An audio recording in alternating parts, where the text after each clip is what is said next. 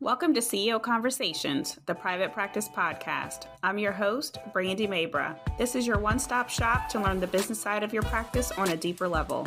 On this show, we empower you to own your CEO status to scale your practice for growth, sustainability, and profit. Listen in as we talk about how to market your practice to gain more visibility, hire, build, and engage your ride or die dream team, create streamlined operations, and make financial decisions as a CEO. It's time to show up as a confident leader to create a practice and life you love. Let's get started. Hello. Welcome to another episode of CEO Conversations, the private practice podcast. It's Brandy here, and I am so excited for this episode. I feel like I've been saying that for every episode, that I'm so excited for this episode, but I'm really excited for this episode. So we have Dr. Odile McKenzie joining us with CEO Conversations, and she is an amazing client inside a private practice CEO.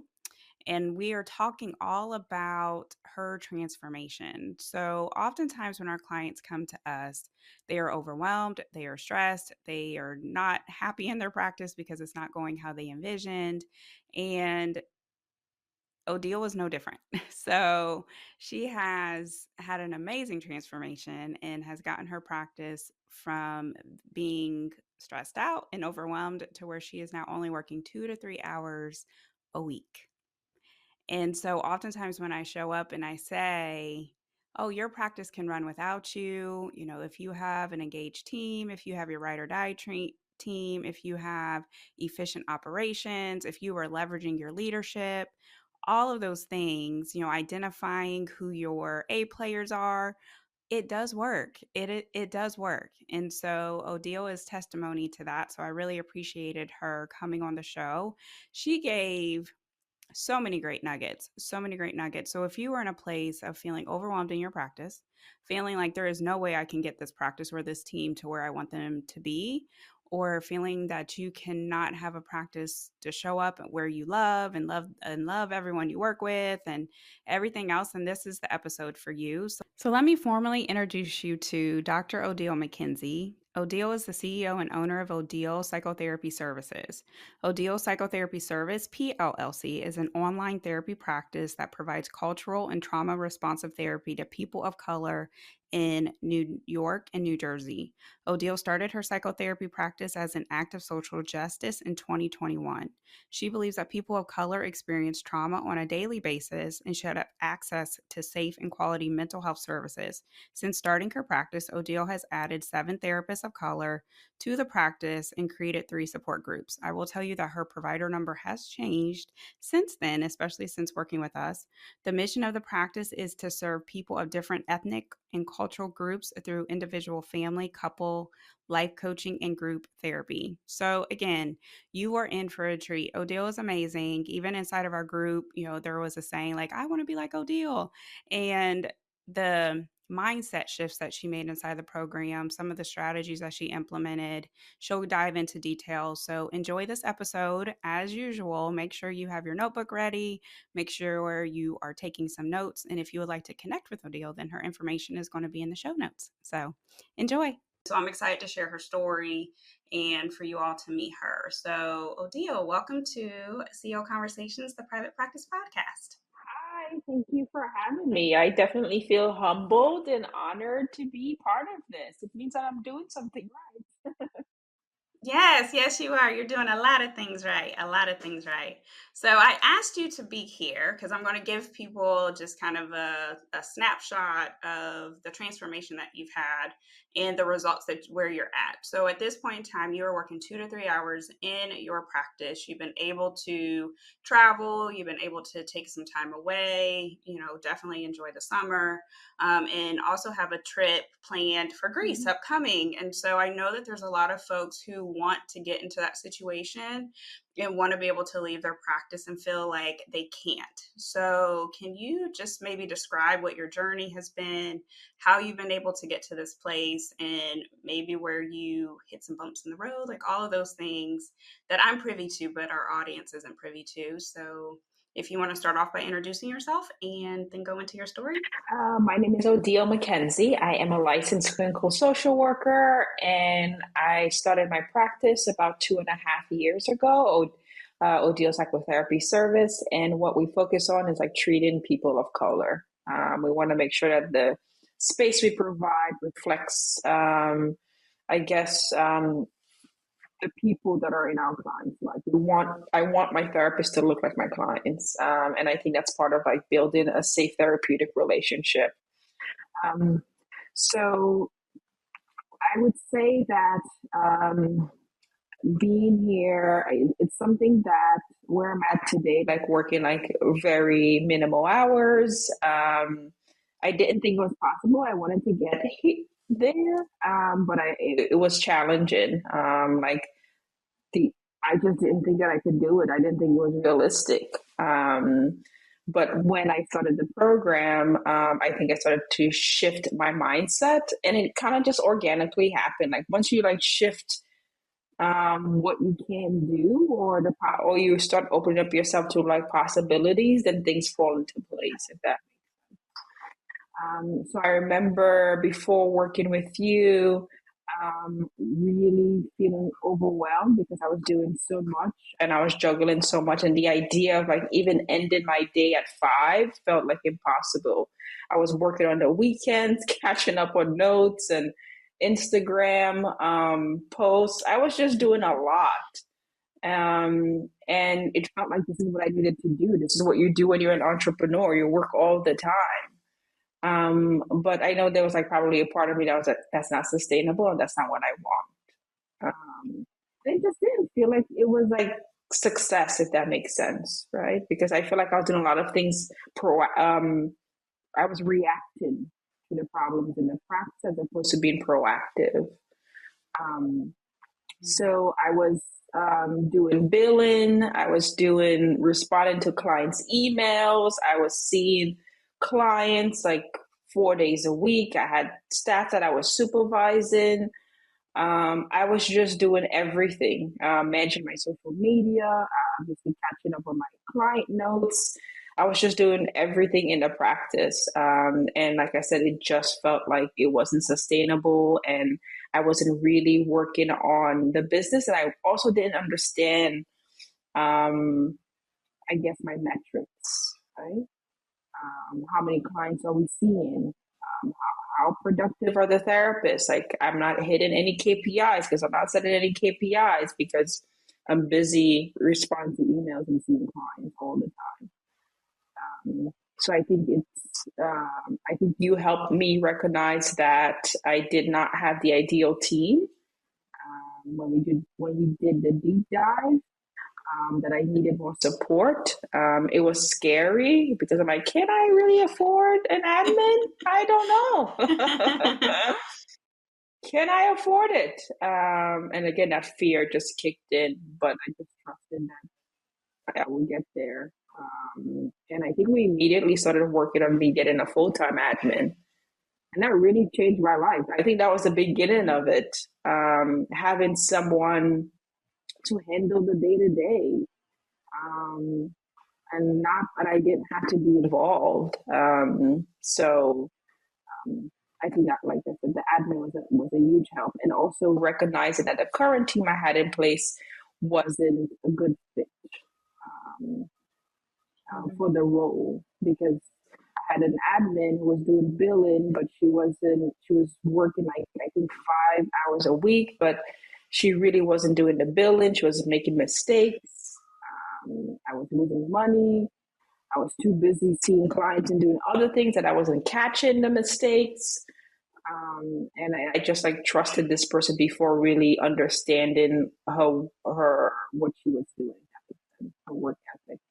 Yeah, yeah. I remember when we sat down for a deep dive and we talked about kind of like that admin structure that you had. And when we talked to like, go ahead and hire a full time admin. And you were like, What do you mean?" And we had to look at like what was happening in the practice already and how you were going to Mhm. potentially even save money by having a full-time person because it was going to free up Mhm. your time to look at the practice from a higher level. You would have somebody who could take some things Mhm. off of your plate.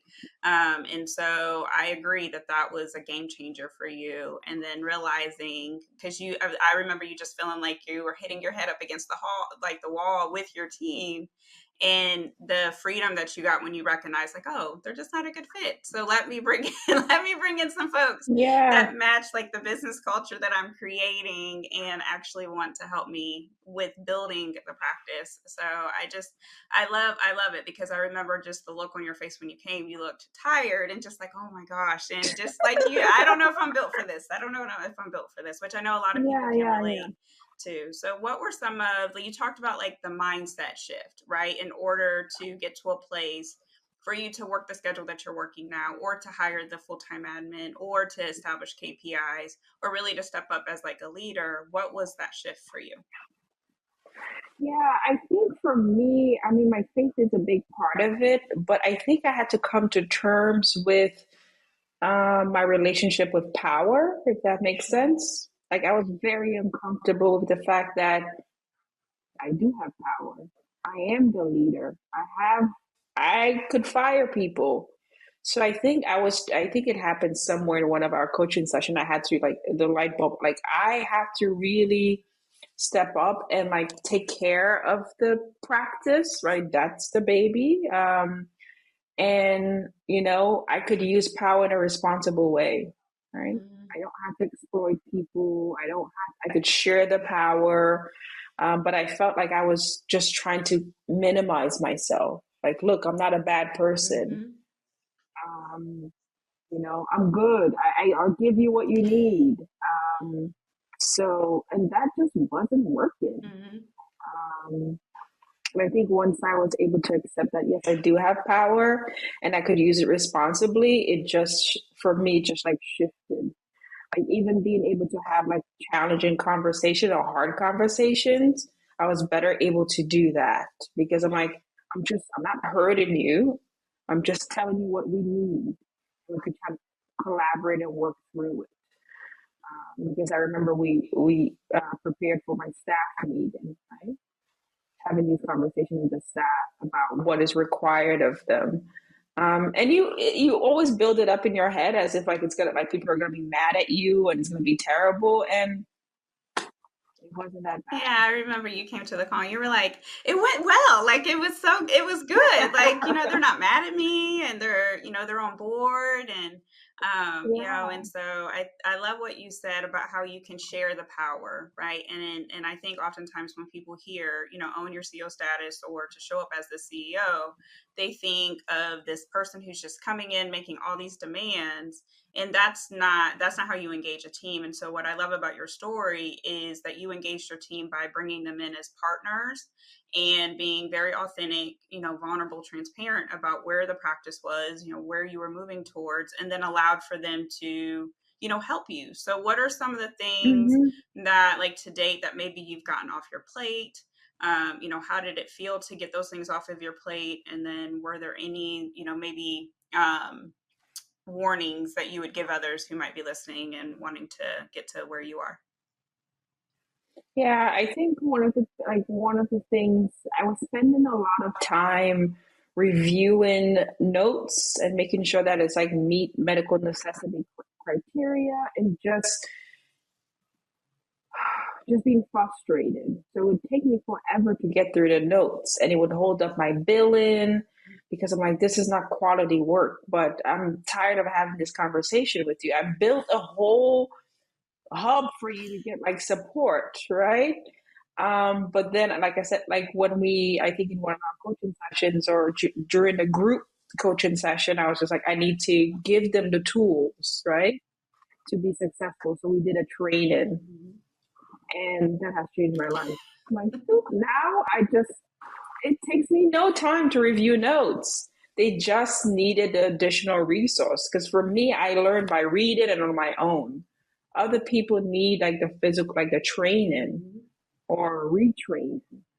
So that definitely helped save time because now I don't spend so much time on it. Also, like doing the billing, I was collecting co-pays. I was just doing so much, and now I don't have to do that. Now I have an admin who does that every day, Mhm. right? We have a policy in place. Scheduling consultations, I don't have to do that anymore. The newsletter, my interns are doing it, and they're doing a fantastic job. So I've taken out, like, I don't have these admin duties anymore. I don't have to do a lot of these things that was tedious and time consuming. And also just like responding to clients' concerns and emails. Like I was on my computer all the time, waiting for an email, waiting for an email because I was just terrified that one of the clients would be unhappy. So now I could give over that responsibility and not worry. And also like I was able to get a accountant, so that way I don't have to worry about the taxes and the receipts and all of that, right? If I want to hire someone, I had a meeting with my accountant last week. What does that look like? How much should I pay them?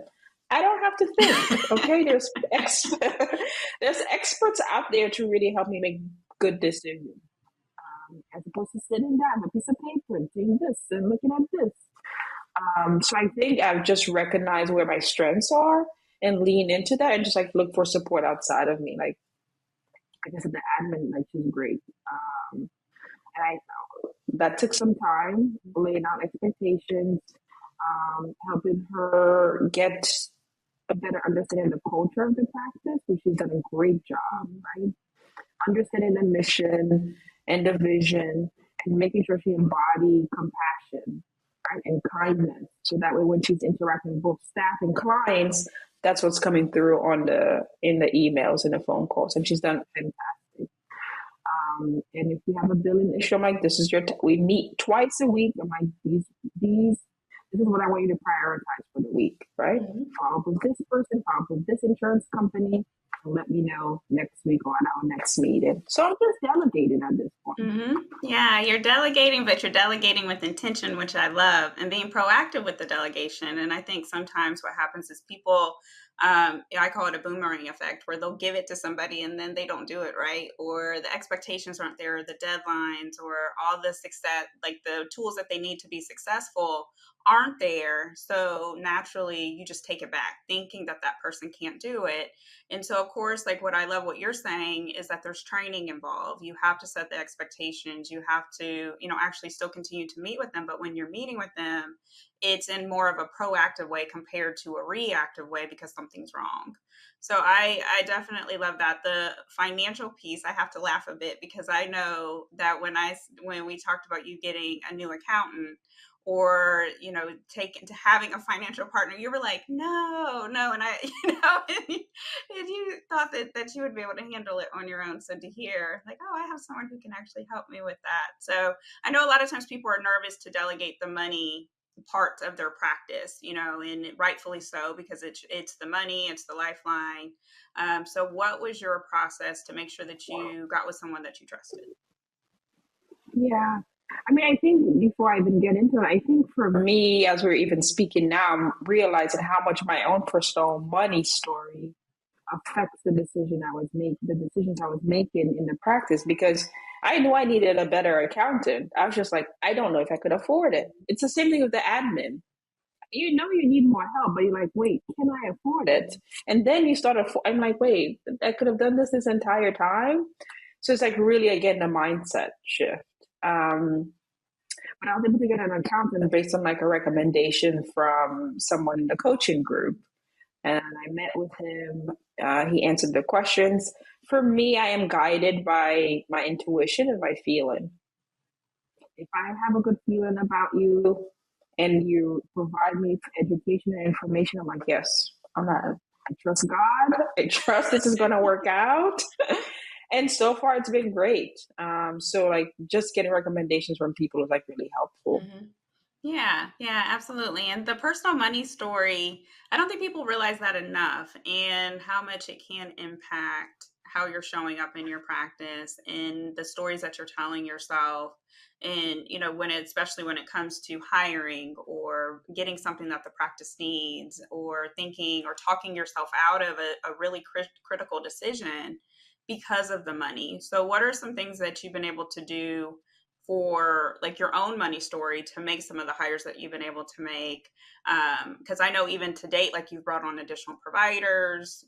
I know we're talking about like even a marketing person. Like, so you are fully invested in making sure that your practice has what it needs. I'm thinking about even the new service line. You had to pay for some additional credentials, Mhm. like all of this. Yeah. So, what are some things that you've done to get past your own money story?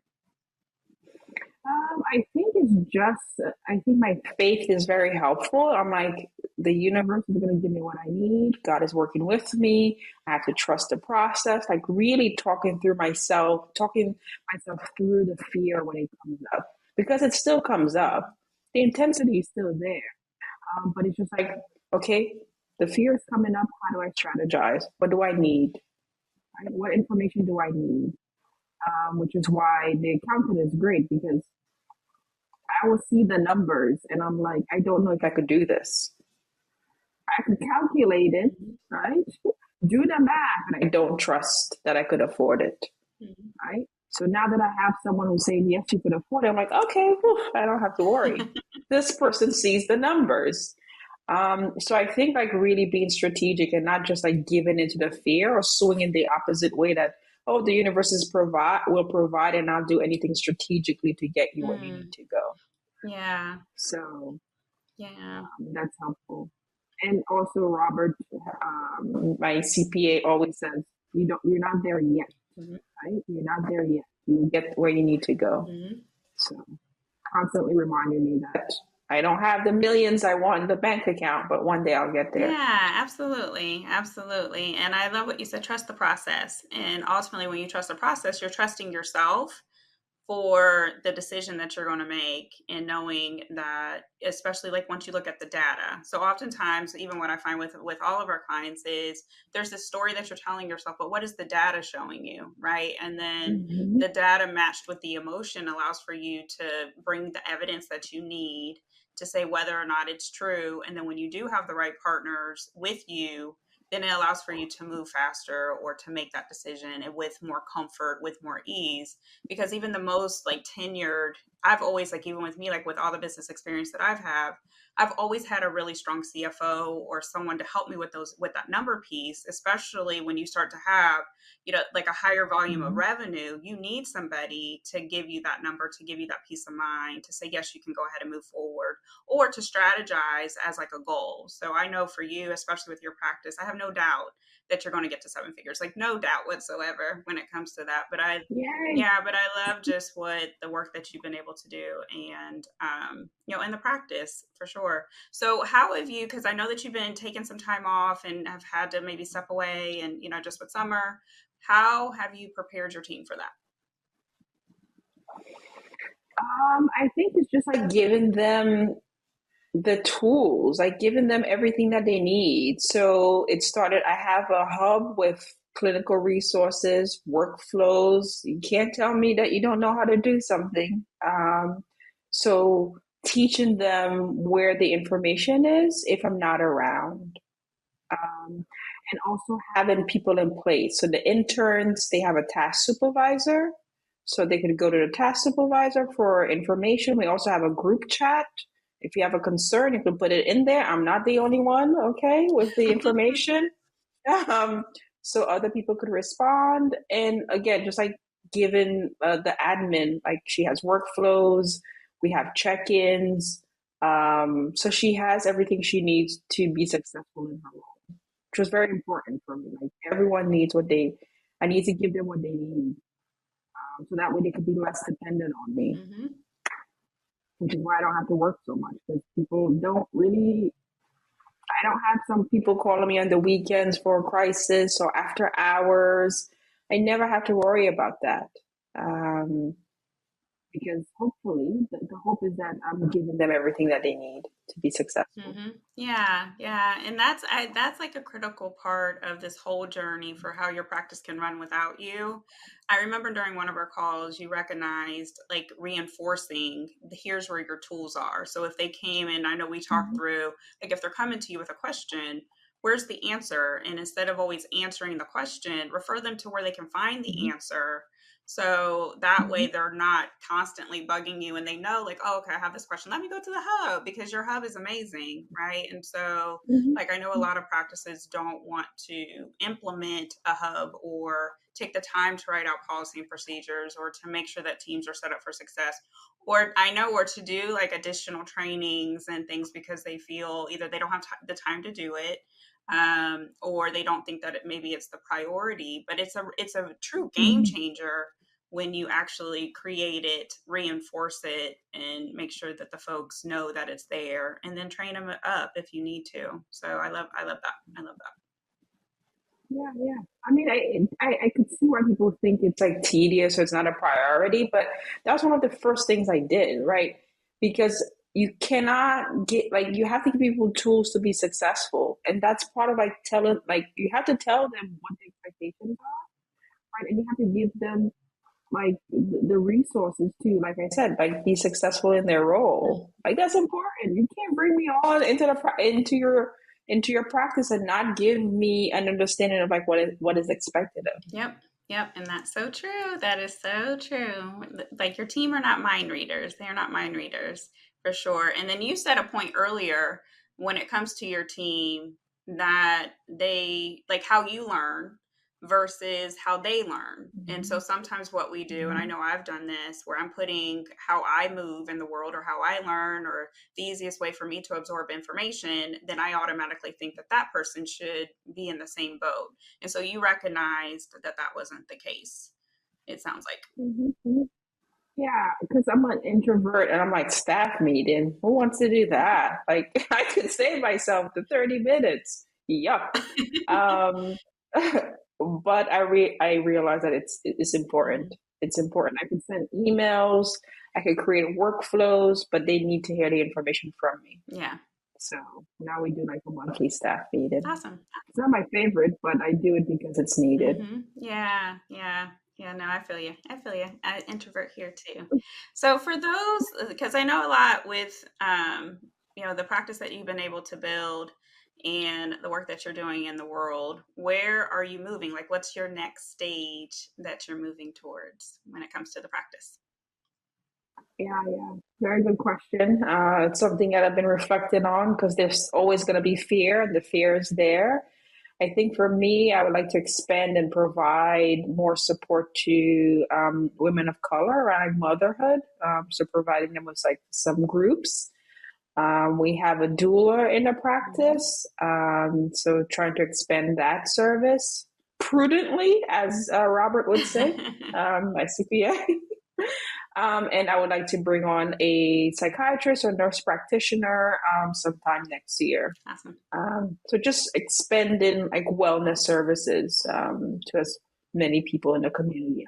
I love it. I love it. Yeah, no, I was excited when you decided to do the doula service too. So amazing, amazing, amazing. Great job, Odile. Great job. Thank you. Thank you. I couldn't have done it without you. Oh, thanks. Thank you. Thank you. So, for those folks who are wondering about private practice CEO, would you mind going in and talking a little bit about your experience inside the program? Yeah, definitely. I would highly, highly, highly recommend it. Like I said, it changed my life. It changed my mindset, and obviously gave me the freedom to really just live my life and not just work. Right.